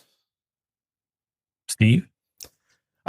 Somewhat agree. I did love the intro. I thought it was awesome. And when you hear it, I feel like the song has a great beat to it. Like I'm sure it's some standard beat, but I just really enjoy like the overall sound. And then by the time we get to the chorus, I felt like the chorus was just kind of like so. And then by like the second half of the song, the musicality to me just got like repetitive. And I think I lost my steam on it. Maybe I need a couple more listens to it, but I thought it was kind of the tale of two halves here. I could probably listen to the musicality of it 100 times. Like I love the way that guitar pulses through the entire song. I love the way that the vocalist sings that melody on top of that backing guitar. This song is it's just great. Like there's so many good things about it. There's energy, even though it's steady in a lot of ways. Like it is that constant, just it's the metronome, I guess, constant just beat that you hear. It goes over and over and over again. It's outside of the chorus that kind of gives you that little bit of different flow, but it breaks it up just right. It's not a long chorus either. It's just stranger by the day, stranger by the day, and that's it. And it goes back to that metronome again. But you're right, it does sound like a poem. It is sung great. I like the way that the vocalist voice does go over this. It's a little bit raspier, but it's not crazy. He can still sing. And there's as you get into the latter part of the song, he actually puts a lot more energy into it. Like he starts singing even louder, which I think just enhances the song overall. So I think this is one of the better songs on the album for sure. And even though I never really got any further into Shades Apart, what's funny is on Spotify, there was two little videos that I could click on down below the set list or the track list, and one of them was these guys saying, "Thanks for being such a top fan. It's 25 years since our album come out," and I forget what the album was. He said, and I'm like, "Oh, that's interesting. Okay, so that's what would happen if you listen to a ton of Shades Apart, and at the end of the year, you would get that message from the lead singer, and he would thank you for being such a top fan." I'd like to know how many people actually fell into that category. Hopefully more than maybe my assumption, but I think that this one song was great. So I look forward to this one on the soundtrack, and I would actually skip to it because I loved it so much. Now I have a goal for 2026. I want I want Shades Apart to thank me for being a fan. Yeah. Does it show up on yours? I don't know if you guys, I know Steve, you do have Spotify, but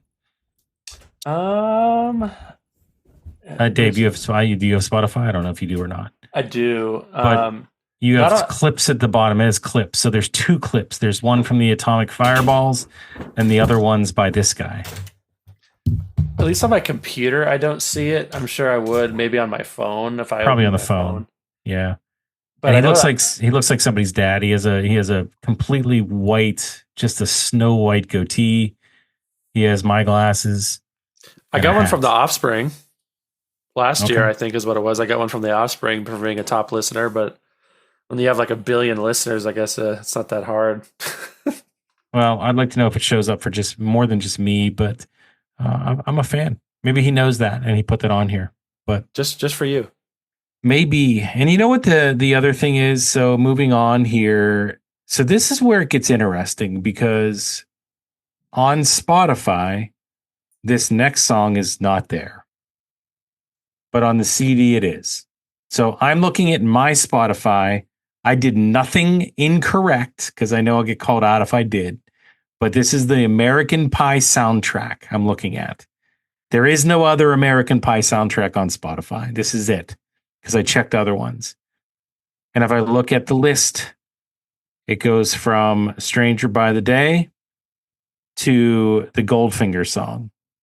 It completely skips the song Summertime by Bachelor Number One. Mine shows it, but it I shows can't click it. It seemed they probably have some sort of rights issue. Mine doesn't even show it. Like it doesn't even have it here. You must not have Spotify Premium. And I don't understand why that would matter. When you pay for Premium, they show you what you're missing out on. I know that there are certain songs that Spotify can't have on here, but I would find it hard to believe that Bachelor Number One would tell Spotify, yeah, we don't want our song on there. We're not gonna. You have to pay us in order for it to be there. Like, do you think that they went after him like that? There's no way. It's probably a label thing. Yeah. What label did Bachelor Number One come from? Do you know? I can quickly try and find out. While you find that out, Steve, why don't you kick this one off? Chris, you go. I'm chewing. I'm eating food. You're eating food during the American Pie soundtrack. I'm hungry. I can go first because mine's short. Unbelievable. Are you at least eating apple pie or some kind of pie? Chips. Just some chips. So you're eating a food that has nothing to do with anything. There's not even a chip in the movie. I don't think they eat chips. Okay, fine. I've swallowed. I'll talk about this song. Go for it. That's what she said. Summertime by Bachelor number 1. It does sound like a summertime kind of beach song, but more in like a boy band LFO kind of type of way. Yeah, this I had to watch it on YouTube. I saw a great YouTube comment. It said, I saw these guys in Burger King last week. They chatted with me for a little bit, which was nice. It's a shame the manager came over and told them to get back to work. And maybe that's why they're not on Spotify. Yeah, I didn't really particularly care for this one all that much. I'm going to go back to eating my chips. Yeah. This one, it looks like it has a video too. I'm looking it up online and it looks like there is a video of this one. And it looks like it's two guys walking down the beach with their guitars, which fits right into what you would think that this album would be. The video for this song would be, you think about Len Steal My Sunshine and you think about just beach songs of the late 90s. This is exactly what that is. I would love to hear this song during that period of time. If I was in a scenario where I was at a beach party or something like that, or an outdoor party of some kind, like why not, right? This is cool background music. It's fun. It's something you can listen to. You don't have to put much effort into it. It's just there. It's a steady song from front to back. It's kind of dumb with the lyrics. Hello to your brother, your mother, your significant other. Like that's what? Like is that what you wrote? But I think that the melody is fun enough. It's just like, just poppy enough where you can just listen to it. And sometimes it's okay to have songs you can just listen to in the background and have as a set piece. And I believe in the movie, this was like a set piece song, maybe at a party that only played for literally 5 seconds that you could hear it audibly before dialogue started kicking in. So go ahead, Dave. Now, Dave, I bought you a bunch of times. So, well, luckily mine's pretty short. The way I described this is it sounds like a Members Mark Oasis. And it's catchy-ish, but the song feels forced to me, if that makes any sense. I don't know how to better explain it. It's like someone was like, hey, I want you to write a happy, bouncy summer song because that's what you guys are supposed to sound like. That's kind of how it sounded to me. And the only redeeming thing I could find about it was there's some like distorted guitars that pop in throughout the song and it just sounded good. But other than that, it felt fake and forced. And it's like a antidepressant summer song forced by meds. How do you know these guys didn't grow up like that was their life's goal to write a bouncy, poppy summer song? How do you know that? I don't, but if that was their dream, they did it. They made it into a movie, and then their career ended. I'd be okay with that, personally. They can't even be on Spotify. Come on. Because they want more money. That's why. They're too big for Spotify. Wouldn't you want to get paid? If that was your only song, you'd want to get paid. They're probably on Deezer. That's very true. I don't frequent Deezer these days, so I don't know, but I do know that I will be doing a little bit more research into Bachelor number 1. Is that a reference to The Bachelor? It's hard to find them. Like just now, I'm trying to look them up. They're very hard to find. They don't even have a Wikipedia that I could find. That song's on YouTube. I mean, Bachelor number 1 is probably just a reference to any dating show ever, right? Wait a minute. So, because that show wasn't out in '99, right? That wasn't around. The Bachelor, probably not. Could have been a dating game. No, but it's any dating show. Bachelor number 1, Bachelor number 1. No, it was just The Bachelor. That's the only time they said that. Just that one show. Ever. That's it. I know that for sure. And I have paperwork to back that up. And I also have paperwork to back up that you have a banger coming up here, guys, by a band that I am very, very fond of. But it's not my turn. It's Steve's turn. So go for it, Mr. Steve. I feel like I get all the turns. That's fine. Vintage Yeah, Queen by you start a lot. Goldfinger. Yeah, I'm just getting called on. So I'm sitting you, here with my you had my the head chips. down. You had the chips, so I still went first. John Feldman's voice is awesome in the song. It sounds like classic Goldfinger. It seems like it's kind of like a bit of a storytelling song. It's got that vibe to it. It's got a super fun, upbeat chorus. So I think it fits. It fits this type of movie. It fits the soundtrack very well. You know what's cool about this one is it has like a beginning that makes you think that hey, it's another Dishwalla song, or hey, it's another Bikrunga. Like, all right. But then you don't get disappointed. You get even more excited when you hear that pick scrape, and you know that it's none other than Goldfinger. And those guitars kick in with the pick scrape. It's Goldfinger. You can just see John Feldman jumping around with the music, getting crazy. Guys, I was such a big Goldfinger fan in the late 90s. And I want to say this was right after Hang Ups. It might have been maybe around the time of the next album. I don't remember, but I wanted more Goldfinger, and this gave me another Goldfinger track. And this was fucking awesome. Like this one rocked. Like it was great. It had that same just fast-paced Goldfinger feel, the great melodies that only John Feldman can bring in this type of music. Everything that I wanted. So, I think that this wasn't like it's just a Goldfinger song that I think's okay. I think this is actually like a great Goldfinger song they put on this album. And I don't believe this is on any of the other albums that they have currently. I think this is it. I mean, it may be on a B-side somewhere, I don't know. But I couldn't get this anywhere else. So I was really happy to have this song as a new Goldfinger song at the time. And it was a great song at that. Dave. Vintage Queen by Goldfinger. So are you not a Family Guy like character? What's going on here? Yeah, I'm trying to do a tryout on the podcast. I told them to listen, so I hope they do. So this song is not my favorite Goldfinger song, but I'm not saying it's a bad song. It's just not my favorite one because the intro is super, super epic. The pickup is great. And for as fun of a song it is, the words are very relatable. Like I reread the lyrics to this, and it's about somebody wanting attention. Everything is me, them all the time.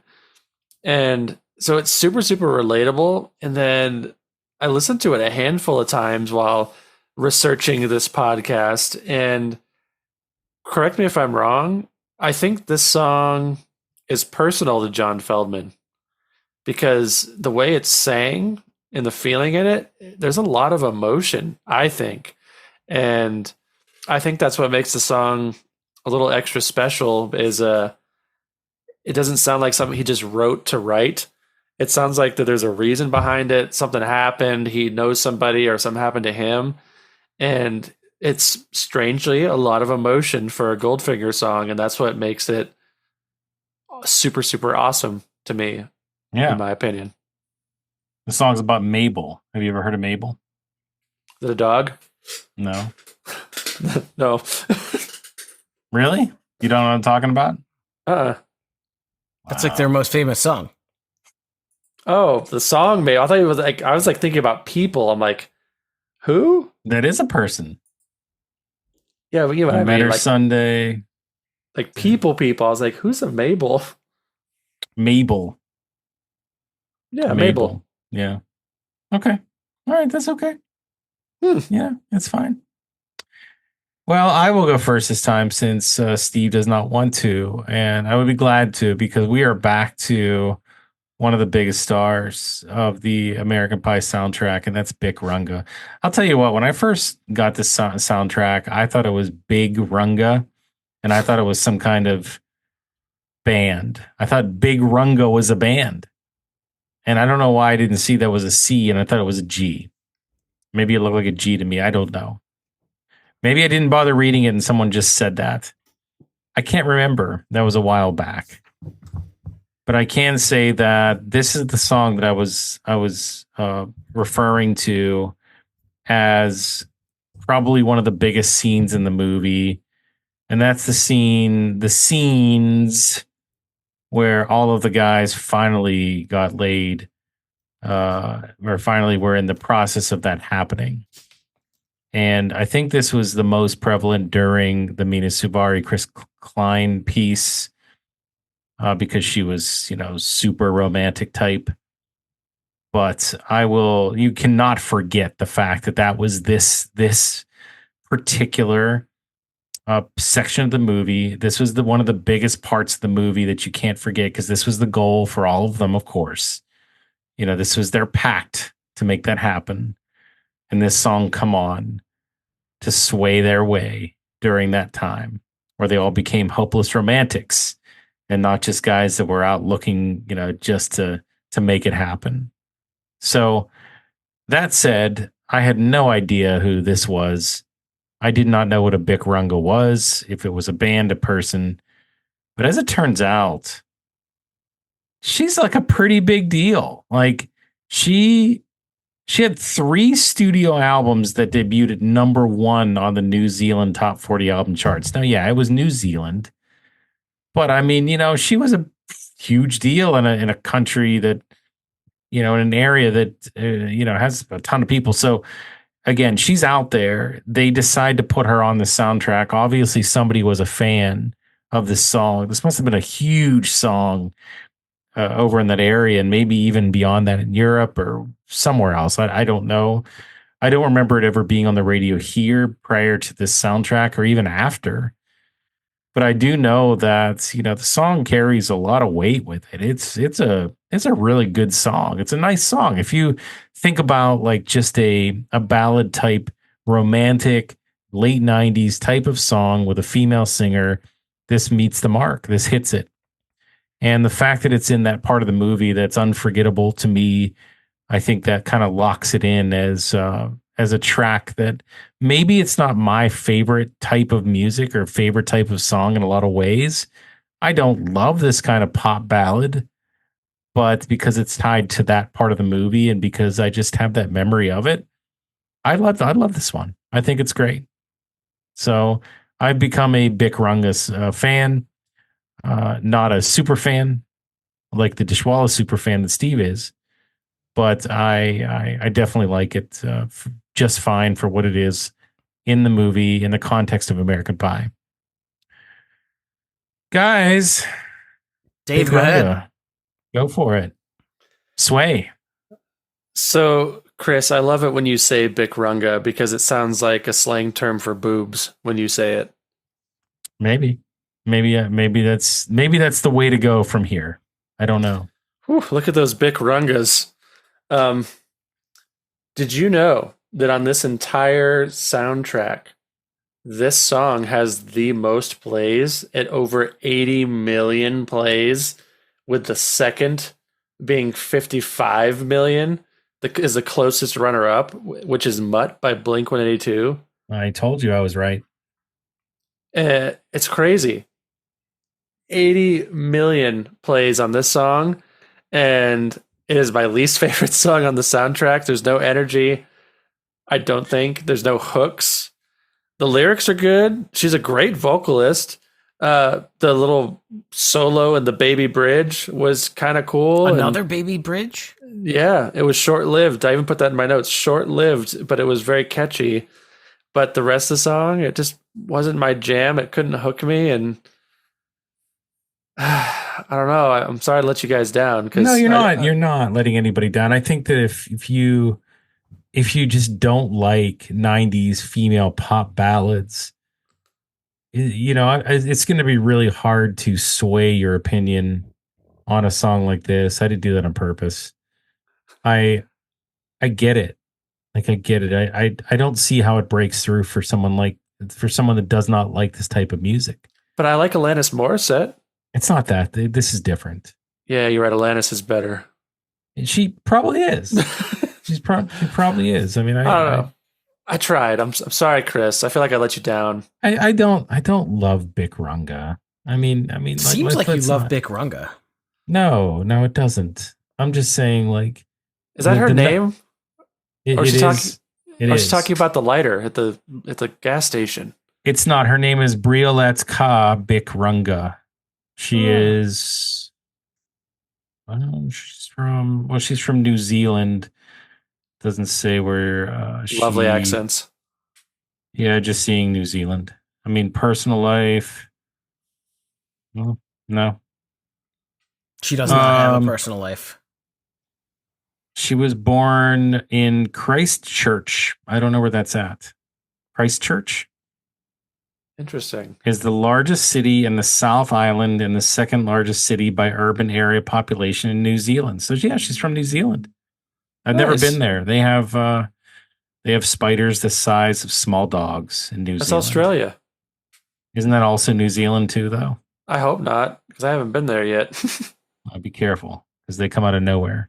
We're going together. The New Zealand edition of the High School Never Ends podcast. I'm not going to go. No, I don't want to go there. I don't want to go there. Nothing against New Zealand. If you're listening and you're from there, I'm sure it's delightful. But listen, the Flight of the Conchords came from New Zealand. Yeah, well, they can stay there. I'll come there. I'll come see you guys. I can go somewhere else. I just it doesn't have to be there. I mean, give me one good reason why I should go to New Zealand that's not Bic Runga. Lord of the Rings. I don't know what that means. I think they filmed a lot of it there. I'm not a Lord of the Rings fan, but everyone's like, ooh. So you want me to go there because they might have filmed a movie there 20 years ago? Do you like Lord of the Rings? I think it's fine. I'll watch it. Oh, well, I don't like it, so I won't go for that. So you don't have to go either, I guess. Yeah, you got to come up with a better case, but I appreciate the effort. All right. I'm gonna wrap up Bic Runga here. Listen, she's got a nice voice. I think it would be cool to hear her like front a pop punk band. Like some Hayley Williams shit. I think that she would kill it. To me, this is a nice like background type song. It's like somewhat memorable, but it's just not my cup of tea as a song. It's not something that I'm super excited about listening to on a soundtrack. Sorry, Bic Runga. Yeah. All right. Well, appreciate that, Steve. There you go. Yeah. A lot of good points there. Thank you. All right. So this is another one, guys, that isn't on my Spotify. This one is completely different than what the Spotify playlist shows me. I'll tell you what, I caught this because I was listening. I listened to this on Spotify. It's easier to do that. But if you look at the image on the screen, it says the Loose Nuts. And I'm like, wait a minute. There's no Loose Nuts on here. So then I went down and got my CD that I kept. I kept all my CDs. This is one of them. And the Loose Nuts are here. So I wonder again why this song called Wishin', which is weird, by the Loose Nuts is not here. I guess they wanted money too. They're not welcome on Spotify. I mean, that's the reason why you don't see songs on here, right? Is because whoever the label is, do they want more money, or they couldn't possibly say like, no, we don't want people to hear our song or this song. Like, that's not the reason, right? It's all about there's some money, sort isn't of it? permissions. It probably comes down to money, yeah. Money, rights, and sub labels, something like that. But just a random song off of a soundtrack, like that is what they dig their heels in about. Like, that's crazy to me. Tell us about that out there. If you guys are listening to the show, and I know you are, why does that happen? Why do the Loose Nuts feel like they're owed all this extra money and just say no? Like, we don't want to be on Spotify. We're not going to unless you pay us. Like, why would they do that? Tell us. Or maybe it's just this one song. But I think it's a shame because this one song, if you like punk music or ska music, I should say, this is a great little ska song. Like it's a late 90s ska song, so maybe not like a ton of melody here. It's pretty like just down the line, even. Uh Pretty monotone in that way, but it has some cool horns. It has that really nice, late 90s ska sound. I was into this one. Yes, I didn't think it was amazing, but it's a cool song. What do you I guys think? agree. Starts off with some fake I love Lucy line here. Lucy, you got some splaining to do. I like the old school ska, the full horns.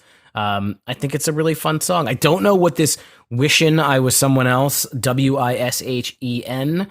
I don't get that. That must be some sort of inside joke that I'm on the outside of, but I did like the song. Okay. Nice. Dave, what do you think about Loose Nuts? It was a band I've never heard of, surprisingly. And when I heard it, I thought the intro was kind of lame with the loose nuts. You get some splaining to do. And then all of a sudden the guitar comes in, and the guitar is just like it's your great 90s ska guitar tone, and it's catchy. And then the bass comes in, and the bass is catchy, and then the whole music all together is just great. And the structure of the song is fantastic, and I feel like the whole song took me through an adventure.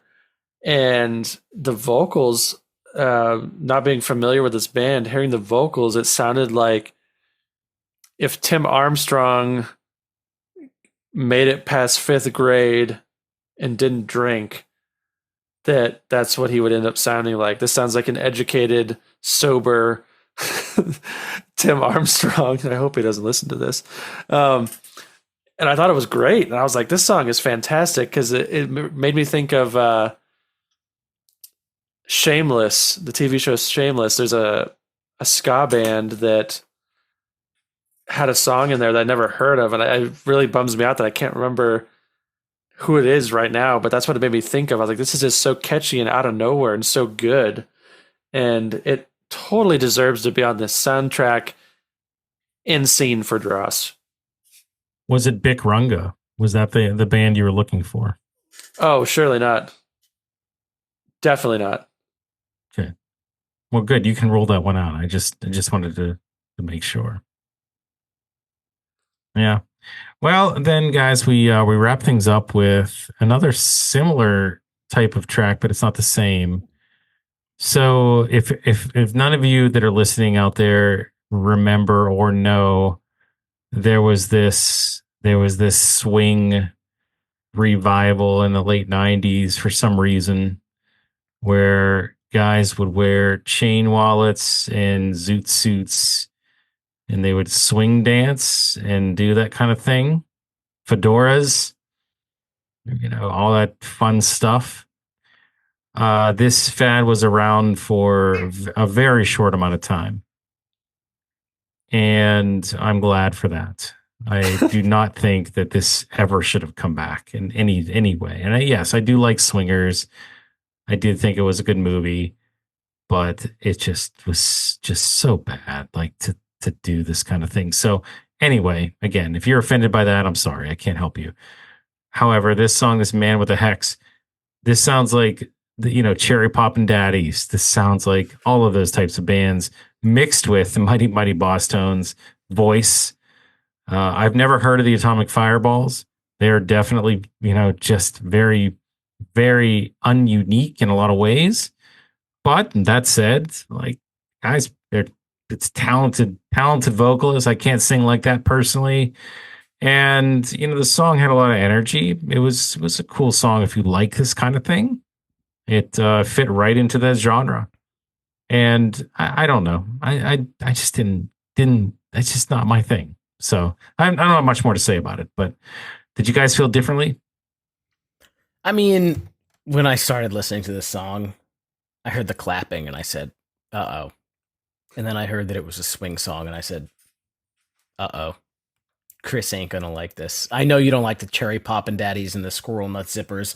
I've said in the past that I kind of enjoyed the very brief swing rock revival. I thought this song was, kind of fun to listen to once or twice, but I don't think it's one that I would like to listen to like lots and lots and lots of times. It was fun. It was interesting. It kind of fits in that same category as all those other things. Big Bad Voodoo Daddy. Okay, I named all the ones I know. I'm done now. See, but now I can actually imagine you being out there with a zoot suit and the hat with a female swinging her like upside down and doing all that weird stuff. I'm not Like, that talented, but thank you feel for like picturing that. I feel like you've done that. I feel like you've done that at I least did a once. choreographed dance at my wedding, but it was not swing. Yeah, this isn't a wedding. If this isn't your wedding and this is your wedding song, I can't help you. I can't. There's nothing I can do for you. That's on you. Close So it good out for you. David. Good for you. So, this song, when I was listening and it came on, I was hooked. And I was like, this song is opening hard. And the energy is high. And the song just kept hitting hard with the energy. It stayed catchy.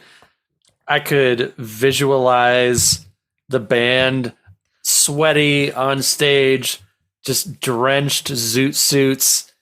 And like, how could anyone not enjoy it just a little bit? And it might be me living in New Orleans for about 7 years, but I feel like this song hits all the strong points. It's catchy, it's fun. The musicianship is amazing, and it's not choreographed. Like, it sounds like these guys are genuinely in the studio having a blast making this song, and it's like so energetic and fun. I felt like I was involved, and it took a whole different kind of talent to make this song, in my opinion. And I'll leave it at that. I was blown away with how good this song was. And I'll reinforce the musicianship of the band too. Like, I think you're right. I think that there's a lot to be said about the talent that they have to be able to do this song. It's definitely impressive in that way. It's just not my thing. And the question for you then, Dave, is over under of the people that they have on stage when they perform. Over under 23 people on stage at one point in time. I'm going to say under 23, I hope. Okay, because usually these types of bands have at least that on an average on stage all at one time. Oh, yeah, they usually get a lot. Well, guys, that's the American Pie soundtrack. A lot to talk about. A lot of nostalgia, a lot of callbacks, a lot of stories. Hopefully you guys enjoyed that. I know I did. I shared some things here, and I'm sure these guys did too, that were tied into that time, a very important time in our lives, and a lot of memories, a lot of cool stuff to talk about. And honestly, for me, like, I didn't really think this deep into this soundtrack back in '99.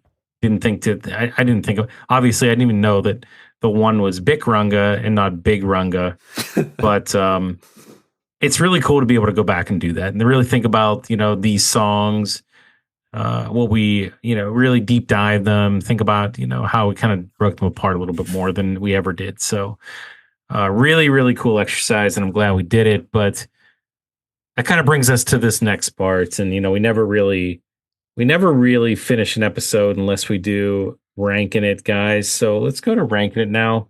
Really quick, if I may interject. Yeah. The song was called All or None by the Have Nots. The one that I said, the ska song from Shameless, that was absolutely amazing. Okay. All or None by the Have Nots. Check it out. Sorry to interrupt. We're ranking it here, boys. Easy with the interruptions on ranking it, but I'll let you have it because I know you were looking for that. So that's okay. And look, since you've been such a frequent co-host of the show and you saved me earlier, I'll let it slide. I definitely will. Thank you. However, it is ranking it, so we got to rank our top 3, and there's actually going to be 2 ranking it's today, guys. So we're doing it. I don't care. This is the longer episode, but it just so be it. I want this one to be stretched out as far as it possibly can go because I love this episode so much. But let's rank our top 3 favorite songs in order from 3, 2, 1. No honorable mention. 3, 2, 1 off of the American Pie soundtrack.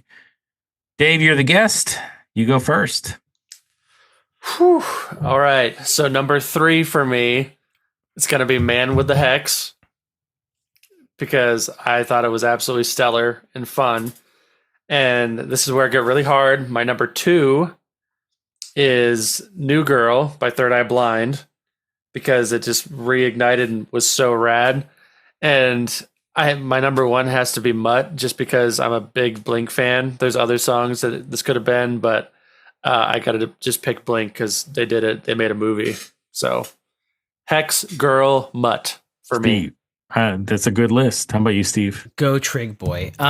Number 3, I'm going with You Wanted More by Tonic. Number 2 is going to be Find Your Way Back Home by Dishwalla, because apparently they're my favorite band. And yeah, I'm a Blink fan, so I got to give Blink the top spot too. Woo.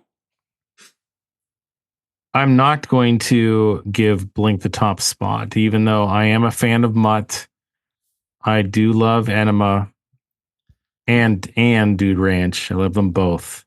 And your name is Chris 183 and you still aren't picking Blink. All right. I'm not because I'm thinking more just, I'm transcending that right now. I'm thinking about Bic the Runga. soundtrack. Unfortunately, I cannot put Bic Runga into the top 3. I can't, guys. So I'm gonna go Shades Apart at number 3. I obviously I raved about that one. I really like that song, and it has to be in the top 3. 2 is that Tonic song. I can't get away from it, guys. I can't. It's my favorite Tonic song, and I don't even like Tonic, but it's just if a song transcends the fact that I don't really even like a band, it's got to be pretty good. So, gotta love that one. And then I think it's no question that my number 1 song on here is Vintage Queen by Goldfinger. I just I was hungry for more Goldfinger, just like you were hungry for more Third Eye Blind. I wanted more Goldfinger, and I got it here, and I loved what I got. So I was a big fan. That's my number 1 song, even though Bic Runga could have been number 1. I went Goldfinger. Not too surprised. We kicked around a couple different ideas about the second ranking it, but I'm gonna call an audible here, and I'm going to do an offshoot of what we did before. So we talked about just it made you pick your most annoying or least like character in the entire movie, but now I want you to rank your top 3 favorite characters in American Pie. 3, 2, 1. Okay. And there's a lot of them. Doesn't have to be the main cast. It can be a tertiary or secondary character. But all you need to do is rank your top 3. You don't have to go into a huge reasoning behind why, but you can add some color if you'd like. So that said, this time let's start with Steve. 3, 2, 1. All right, put me on the spot. All right, let's go number 3. Nadia, Shannon Elizabeth, because she stole the show. Whether or not you like to look at boobs in movies, I do. I think that is one of the most memorable parts of this entire movie. I'll give number 2. I think, Dave, you said you disliked Stifler. You found him over the top. I think you need the comic relief. I'll go 2 Stifler. And number 1 has got to be Jim's dad. I mean, Eugene Levy. Everything that he's ever done is great, and his, kind of demure response to his son's antics are great. Honorable mention to Blink-182. It's a great list. This is going to be tough. All right, great list, Steve. Thank Dave, you. what do you got? So it's really funny that you mentioned my Stifler hatred because he was going to be my number 3. Because I did think he is hilarious. So I'm going to keep him as my 3. So I'm going to go with Stifler's 3. I'm going to go with Chris is 2 because he's like the level-headed guy. Shooby-dooby-doo-up. Yeah. Magic. And what was that? That's what he sings in this show. No, that's out of the movie. Yeah. That's Chris, right? Oh, yeah. Chris Klein. Is his name Chris in the movie too?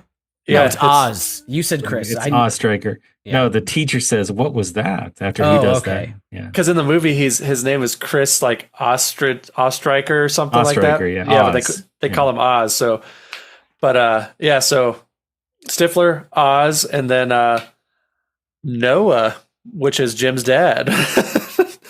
It's just Jim's dad. Yeah, but that's my list because Noah's just Mr. Jim's dad. He's just hilarious, and then Oz is the middle ground guy, and Stifler's the poop all over the walls guy. That was a fun day. Oh man, this one, oh, my God. All right, so I'm gonna go. Number 3 is Shitbreak. Paul Finch. Oh yes, Finch. I like that character. I think, just the interaction with Stifler's mom and just the way that he plays the character. It's kind of like, just an artsy guy, but super smart. I don't know. I just like the way that kind of integrated into the chemistry. If we're just thinking about American Pie 1, I'm going to put Steve Stifler number 2 because I think he was still in a spot where it wasn't so over the top that it was annoying. He would probably be my most annoying character if we thought about like American Wedding, because I thought that they just went too far. Like he's not a cartoon character, but they wanted him to be. Mm-hmm. But in this movie, he was still super funny and just like that jerk, but he was still like your friend that was a jerk. So you didn't care as much. And number 1, I'm just going to go with Jim. I really loved Jason Biggs in this movie. I thought that everything he did was pretty funny. All of this, the gags that he was put into, obviously the pie, but even that opening gag, like it was all just great. His facials were spot on. The way that he reacted to Eugene Levy and a lot of the things he said with his uncomfortable just face was really, really great. And obviously the Shannon Elizabeth stuff too was memorable, but I got to put Jim as number 1. I don't know if I do that in every American Pie, but American Pie 1, definitely. So that's my top 3. All right. Good list. Ranking it. We did it. Nobody picked Tara Reid, by the way. Well, maybe she went down the garbage disposal over the years. I think you got to look at longevity for these characters. Allison Hannigan is great. Like she's definitely done a ton of great things over the years, and oh yeah, nobody put her in the top 3. I thought about it, but I just maybe she just didn't play. She didn't. I don't know. She just didn't fit. But oh, guys, we did it. We did it all. There was a lot to talk about, like I said, but I think it was well worth our time to do it. Hopefully, you guys felt that way too. Dave, it was an honor and a pleasure to have you back on High School Never Ends for the 21st time, or maybe the 7th time. I don't know. We'll have to go back and check that because we got to keep that tally up to 50. Yep. But that said, anything that you would like to plug? Dave's got a new band. Yeah, I do. It's called Fueled by Spite. We have 2 songs as of the recording of this podcast. One called Better Days and one called Geo. 4-piece out of Rapid City, pop punk, a little bit of punk rock. Our first debut show was an emo night show, which sold out.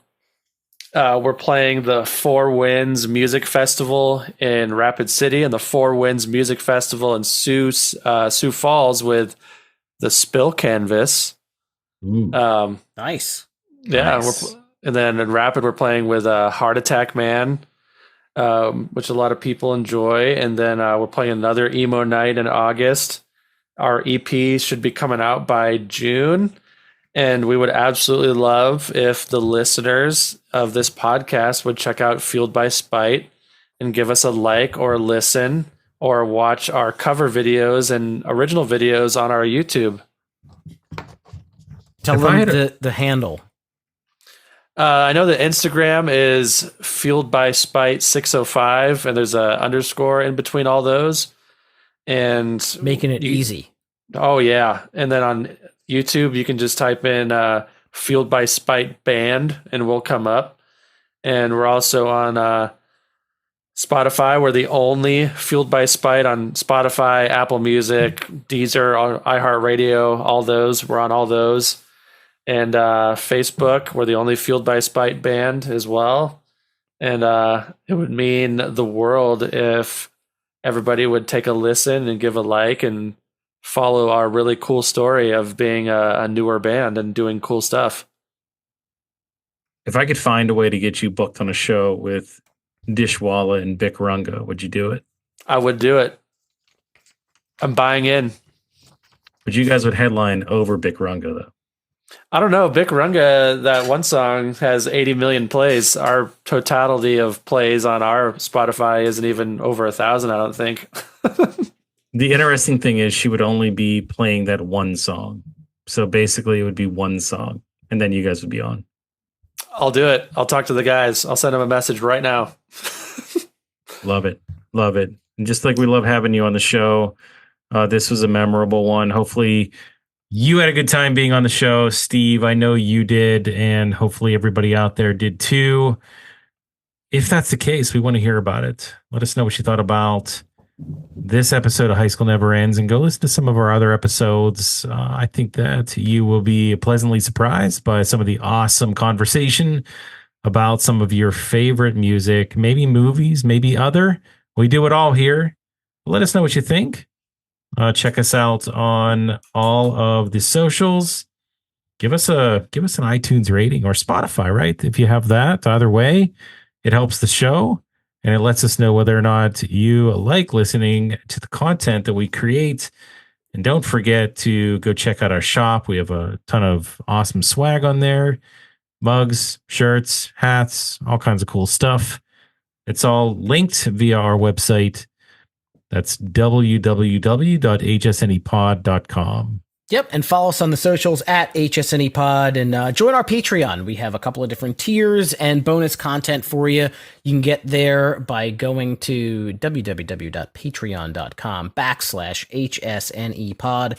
We're going to be back next week with another Movie May soundtrack edition episode. Until then, keep on rocking your dad bods, throw up your rock hands, and blast pop punk.